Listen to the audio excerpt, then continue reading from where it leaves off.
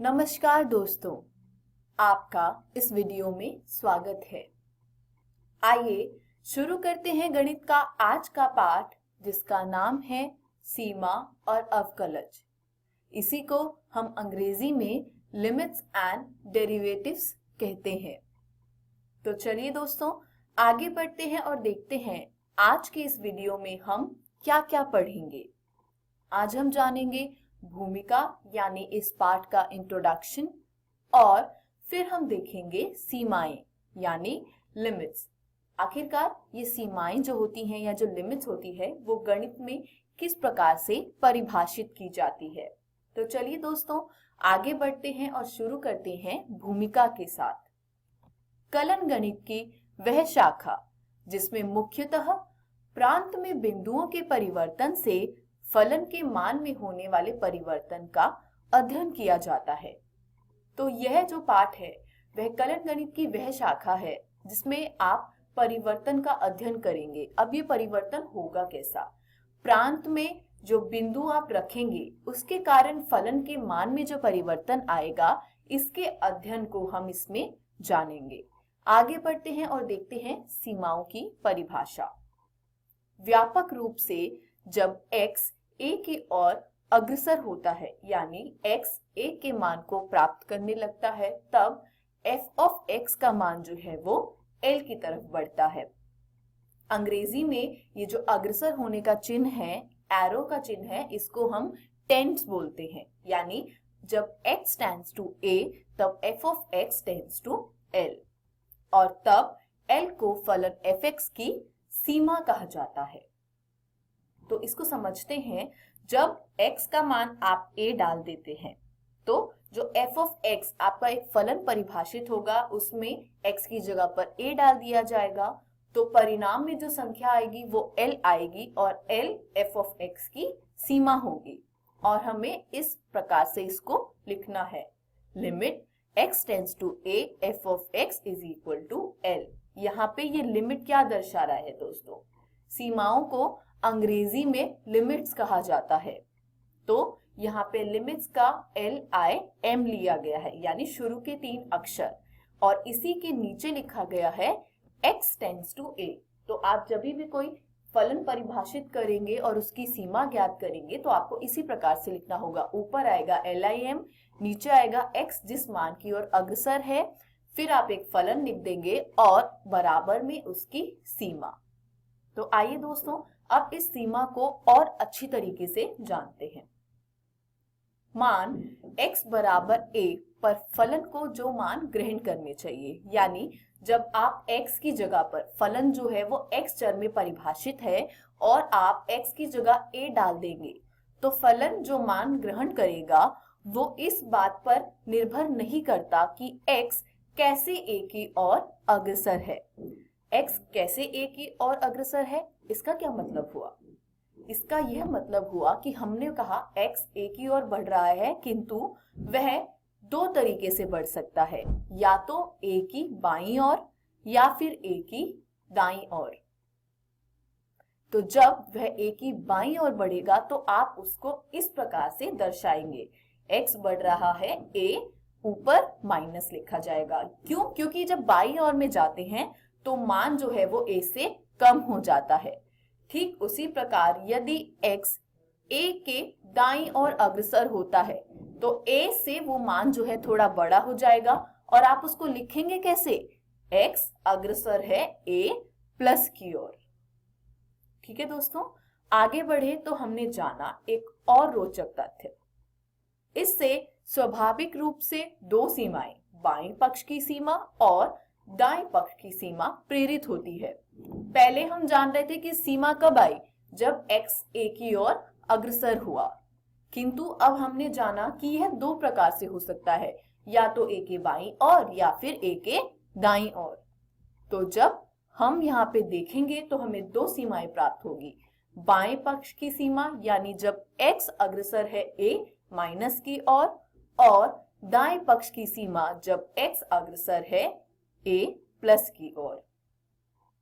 फलन f के दाएं पक्ष की सीमा fx का वह मान है जो fx के मान से आदेशित होता है जब x a के दाईं ओर अग्रसर होता है। इसी प्रकार बाएं पक्ष की सीमा।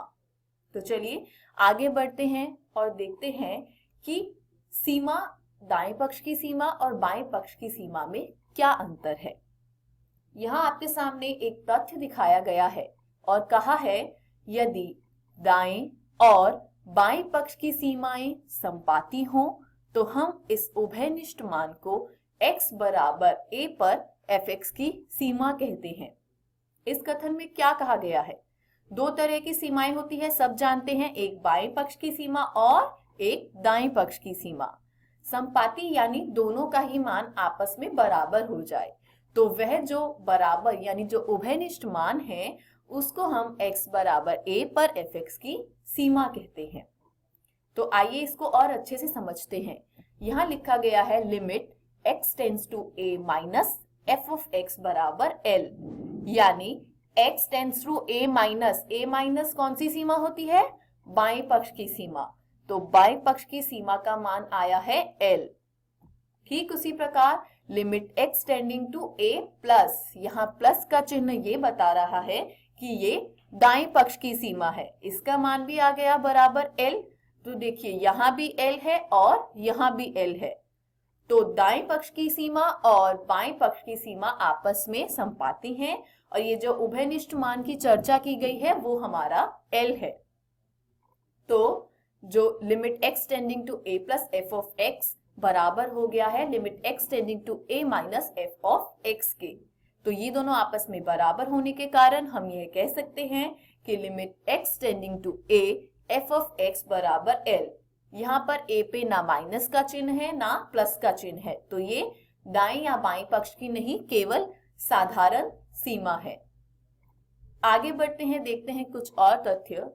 यदि दाएं और बाएं पक्ष की सीमाएं संपाती नहीं हो तो क्या होगा?